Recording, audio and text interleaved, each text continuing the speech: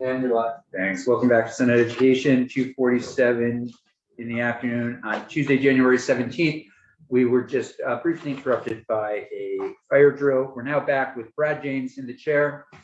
Mr. James, where you left off, please. Wonder where that was. So I believe we were talking about the Ed Fund outlook, looking at FY23 versus FY24 uses. And the FY24, again, as I think is what I was saying when they told us that the alarm was going off, was that these are numbers that are not, we don't really know what the numbers are yet. These are our forecast numbers, what the December 1 letter was based on from the tax commissioner.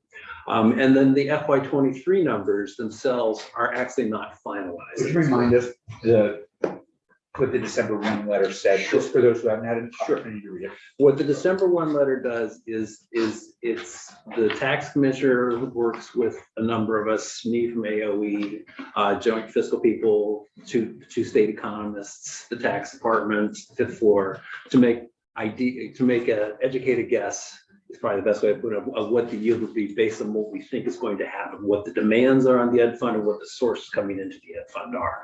So what he's doing is he's recommending the property yield, the income yield, and the non-homestead property tax rate. That's what he's doing. And the yield, the property yield, is what drives your tax rate. It says if the yield, I think it's $15,457.07, I think, something like that, $15,457, I believe, right around there. What it basically says is that for every dollar you spend on your students, and when I say students, I mean, in my role, it's an equalized pupil, so I would count students for funding purposes. For every $15,457 you spend on that student, your tax rate is $1. If you spend 10% more, your tax rate is 10% higher, so $1.10. If you spend 20% more, it's $1.20, et cetera, et cetera, et cetera. So that's what the school districts are doing, and they're looking at these numbers that the tax commissioners come out with on December 1 to help them plan their budget as to what the tax rate is going to be. That's what voters tend to look at a lot. Not necessarily how much they're spending, but a lot of them are looking also at what their tax rate is, as opposed to what they're spending. So that's kind of what the December 1 letter is doing. The other side of it is the income yield. That's for people whose household income is below $90,000. And that number was $17,600. And I can't remember what the non-homestead tax rate is. But what the tax commissioner's letter said was that tax rates will go down. Tax rates will probably go down on average across the state, but taxes themselves will actually increase by 3 to 3.5%. And that has to do with the value of the properties and everything at this point. So even though the rate may go down, the taxes people pay will probably go up. So that's what the December 1 letter is. And then as time progresses and as, excuse me, as school boards approve their budgets, business managers will send them to me. And then I'll start talking with House Ways and Means, saying, here's where I think these numbers are going to come into. And then they'll start looking at what the yield should really be. And then after town meeting, we'll have a better idea. And at that point, somewhere towards the end of the session, usually what happens, the yields are finalized and set into statute, not session law. Okay. So that's what the December 1 letter is doing. What is the starting point for all that? Questions? All right, Please. are we on this, so we're on this fiscal year 24 education fund outlook? Yeah. Just a curiosity question on tech ed. It's like a 50% drop. Yes. Just curious. Footnote. Oh, A down there. No, I didn't ask her. Last year at the end of the session, again, what the legislature did is they took $15 million and they did a one-time payment to CTE centers. That's a redundant there, but they did a one-time payment for facilities and to upgrade programs. So that's what's for. So it was one-time money. So it's like forward spending? Yes, that'd be one way of thinking about it, I think. And Well, was it surplus money? It was from the bottom line. Yeah, last year there was a very, very large surplus in the Ed Fund. A lot of it got used to bring the yield up, tax rates down, but they also used $15 million for that. They started, they added that line 19 there, 15.1 million, the ongoing normal cost of teachers. Oh, that's supposed to be PEB. I have that backwards. I thought I fixed that. I did it on another sheet. My apologies. To be OPEB, not OBEP, because it's other post-employment benefits. My dyslexia must be kicking in or something. That was the first year for that. They put in $50 million, and then they also used $29 million for universal school meals as a one-time payment. So that all came out of the bottom of the ed fund last year. And, Please. okay. And on line 18, teachers' pensions, normal cost, by putting in the caveat normal cost, obviously you're driving towards this, there's more. Yeah, more this- between the lines here. I'm not an expert on pensions by any means, but my understanding of normal cost is it's what is based on actuarial values that they said this is what you have to pay every year. And I think that's what they mean by normal costs in order to bring down, then the legislature at times puts other money on top to bring that cost down. Okay. And Or what is just a curiosity question, at some point, is there a pension subject matter expert that comes in and discusses status? Yeah, we absolutely can. Yeah. Happy to do that. It will not be me. Ah,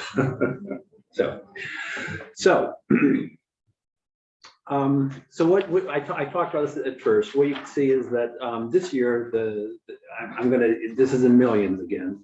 So it's 2,076 million that we're forecasting for FY24 versus that 1,966 million for FY23. Okay, a large part of that increase is that very first line, the education payment. And the vast majority of that, roughly everything but about $1 million, is what we think or what we projected school districts are going to actually be spending. And when school districts build a budget, what they're doing is they're taking in all their expenditures, what they're going to do, how much they're going to spend. That's what we need to know. And then they build a revenue budget to offset it. So they sum to zero. This is the idea. Within that revenue budget, within that expenditure budget, there are certain costs that have dedicated revenue, such as federal funds.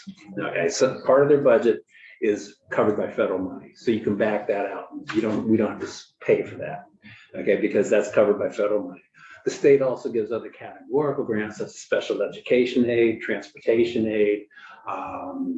We do small schools and merger support grants. I said transportation. Those are monies that are coming out of the education fund, which we'll talk about momentarily. But that also reduces their what's called education spending. So you start with their budget, you start backing out certain revenues, and you come up with a figure called education spending. And that's the number that goes into the education fund on that line. What I have there, line number 10.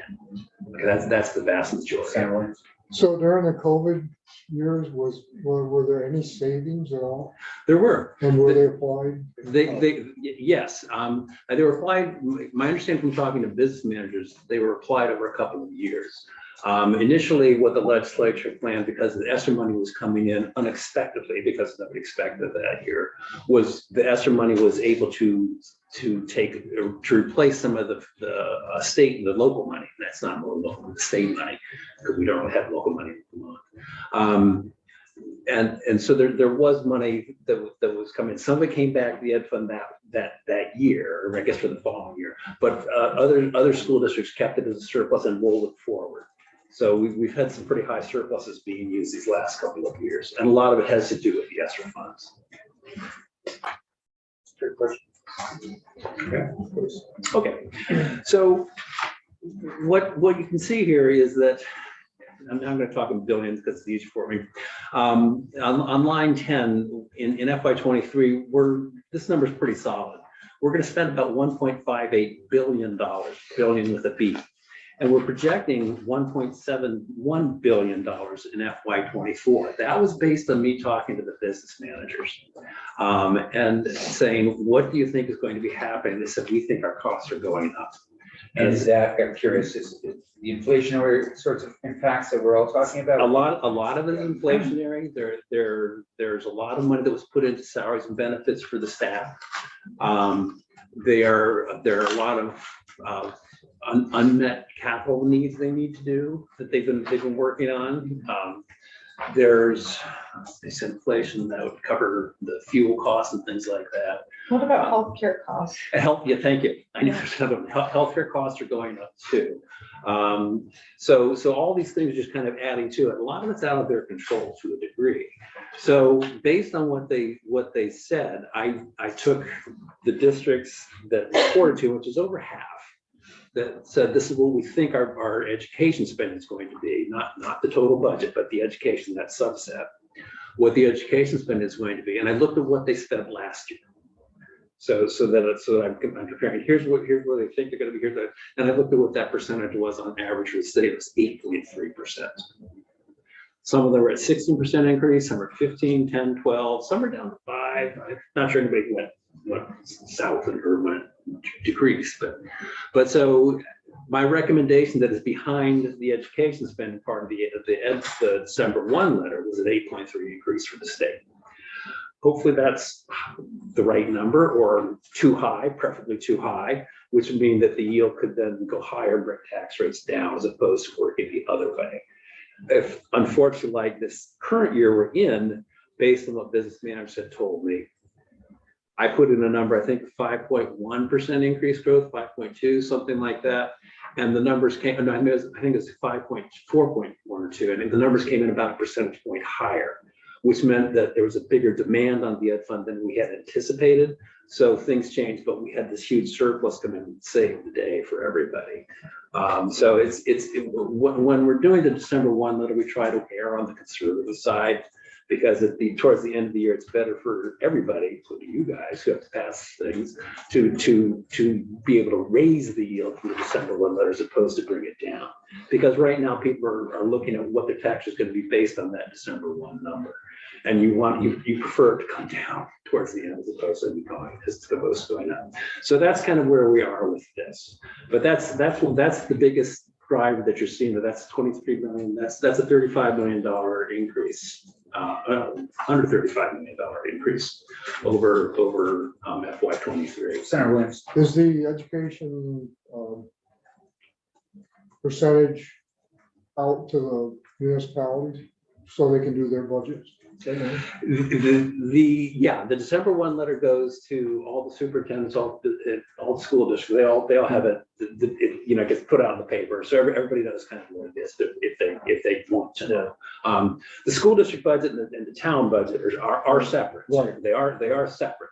But I know that in the past, when money came in from one reason or another from the legislature to drop school tax rates, town tax rates tended to go up to fill the gap. So taxpayers didn't really get any relief.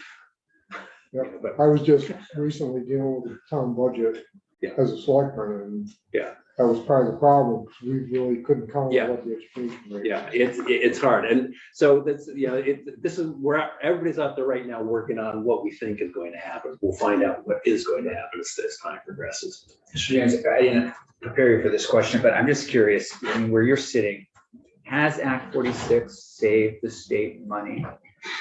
I don't think so.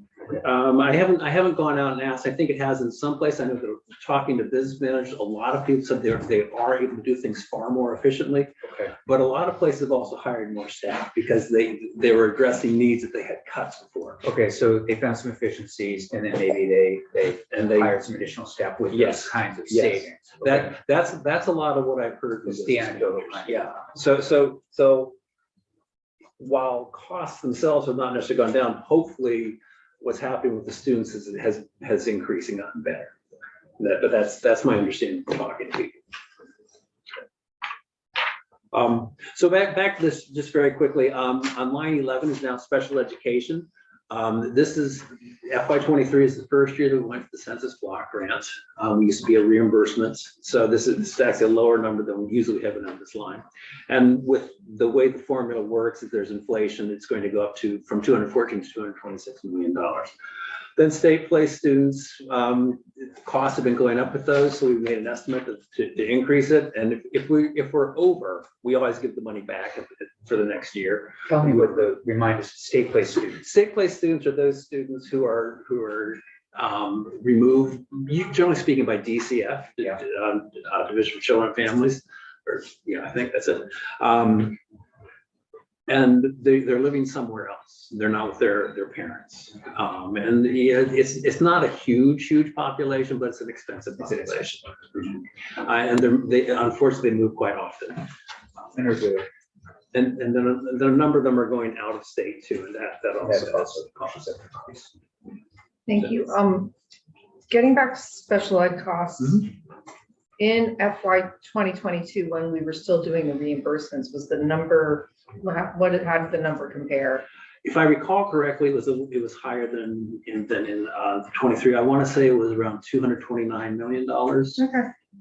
I'm not 100% sure I'm right on that. I didn't bring my computer. But no, so just, yeah, thanks. I But can verify it. it did Yeah. drop down. Okay. It doesn't mean overall costs went down for districts. Right. Because the block grant, people used to want the block grant, so we want a census block grant, then they got it, so we're not getting as much money. So that's what a block grant is. It's an average amount. Yeah, so Yep. we're working through that now. But it doesn't necessarily mean that special education costs themselves have gone down. It's just what the state is using as a categorical grant has decreased. Interesting. Transportation is a formula. It grows by the NEEP index, the New England Economic Progress. It's enough consensus figures from the two state economists, one of whom I saw out there while during the fire drill. And then we just talked about tech education on line 14. That 30.5 has that figure, has that $15 million in there for one-time money. So it's closer to 16 million in reality. Small schools, there may be, I increased that one a little bit. It's actually fairly flat, but I I just increased give the community a little background. Sure. Small schools grant. small, This is new to. small, okay, yeah, I forget. Yeah, no, I just wanna make Please sure. interrupt. Yeah, anytime. of course. Small schools grants are basically grants the legislature set up years and years and years ago under Act 60, then they expanded it a couple years later. And it's basically to give us additional funds to a school that has a small population. And basically what it's looking at now is it's looking at your average grade size. If it's 20 or less, you're considered to be a small school. That's your average grade size, 2-year average. With the mergers that happened under Act 46, that Senator Campion just referred to, we don't have such small school districts anymore. We used to have multitudes of small school districts. Now we have far fewer because the merged have made larger school districts, so they're not eligible. And so the law got changed a little bit to say schools as opposed to the district. But what happened was, as an incentive to merge, the legislature wrote Act 46 to say that if you merge, then you can take your small schools grants that any of your districts had 2 years prior and get them as a merged support grant and keep them in perpetuity. Until you close that school or until the legislature changes its mind. And so that's why I said the numbers have become fairly consistent now around that $8 million figure, because most districts are not getting a small school grant per se, because most districts have become unified and they're getting merger support grants. What happened in the waiting bill, Act 127, that I think we'll talk about some other time, is that the researchers came up with a weight for sparsity, which and based on having a small school and sparsity and low population. And so what they did is legislature, when they passed it, said, we think that because we're going to have this weight in there, we're not going to give additional money for the small schools grant, which is the calculation. Merger support grants still go forward, but the small schools grants will end, I think, in FY25.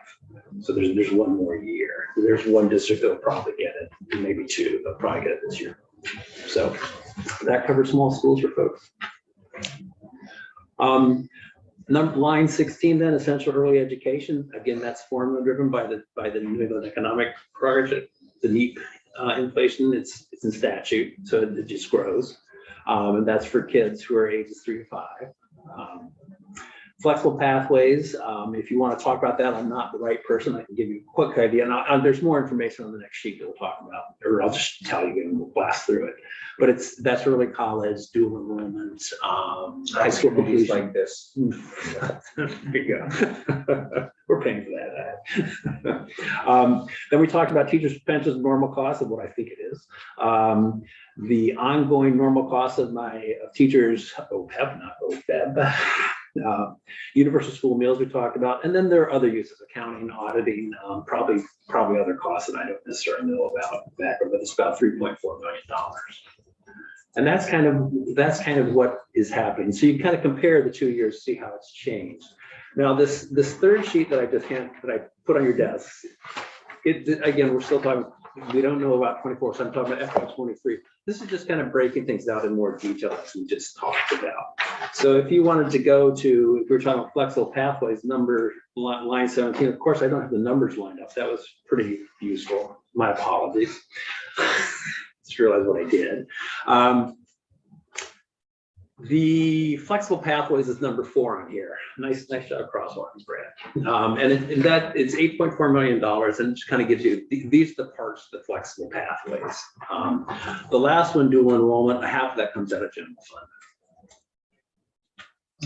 What is dual enrollment again? Dual enrollment is when juniors or seniors can take up to 2 college courses. Okay.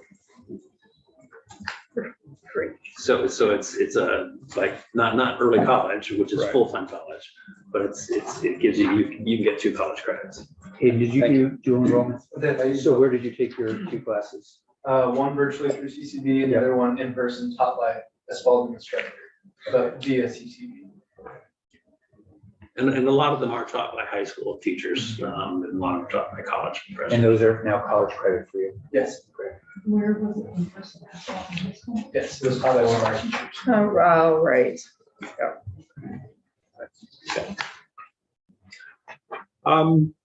So what I'm not going to go through this, but it just kind of details a little bit of the information that I know out there. Tech education kind of says what those pieces are, plus that $15 million, and write that in there. If you go to the last window, line 12, or on the back side, okay, number 12, that's the big one up there. What's the number 10 on the first sheet, that how that 1.577 billion. Okay, what I did is I took information from budgets. When I collect budgets to calculate tax rates, I get information at a fairly high level. So what I did is I broke it out into the major pieces and gave you the numbers. Now these are budget numbers, they're not education spending. So they're not talking about backing out these revenues out of some of the federal money, special education, things like that. And these are actually what they budgeted, because I don't have that detail when I collect it to be able to say this.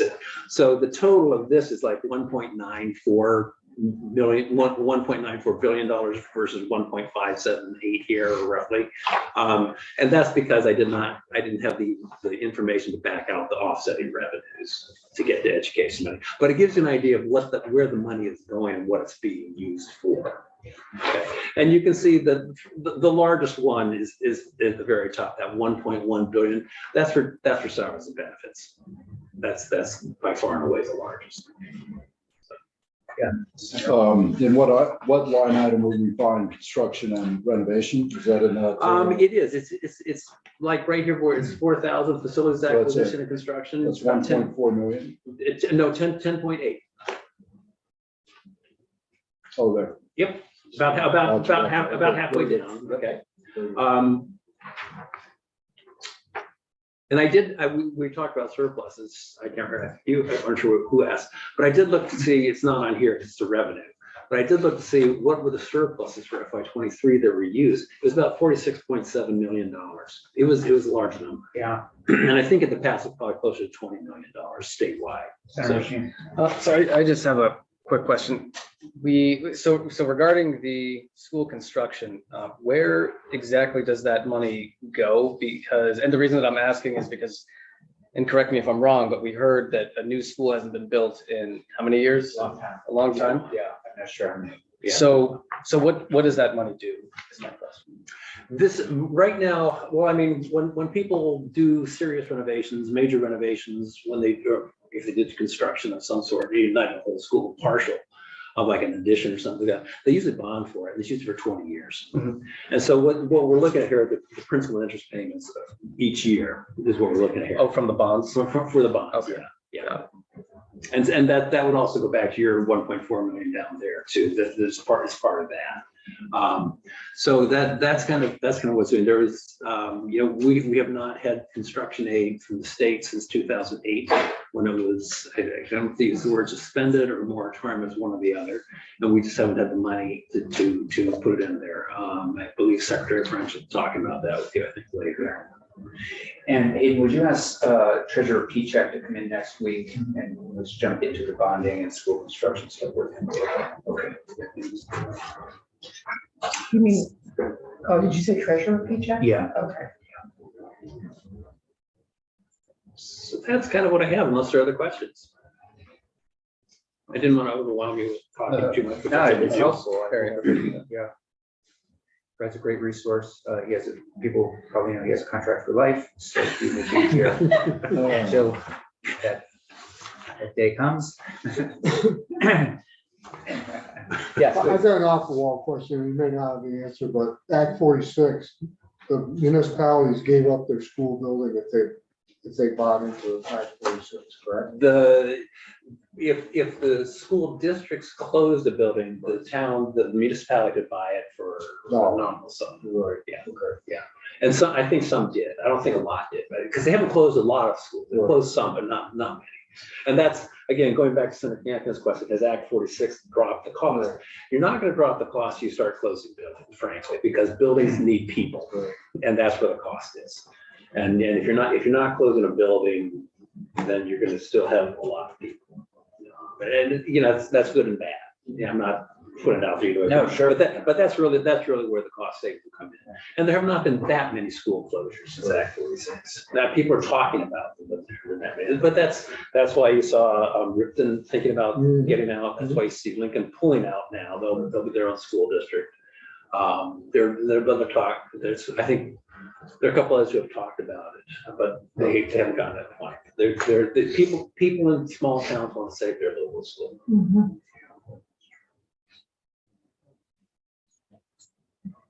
thanks very much. You're very welcome. Nice meeting everyone. Good seeing you. Good seeing you as well. I'll be around for questions. Great. I mean, I just need 2 minutes, so we'll just take 2 minutes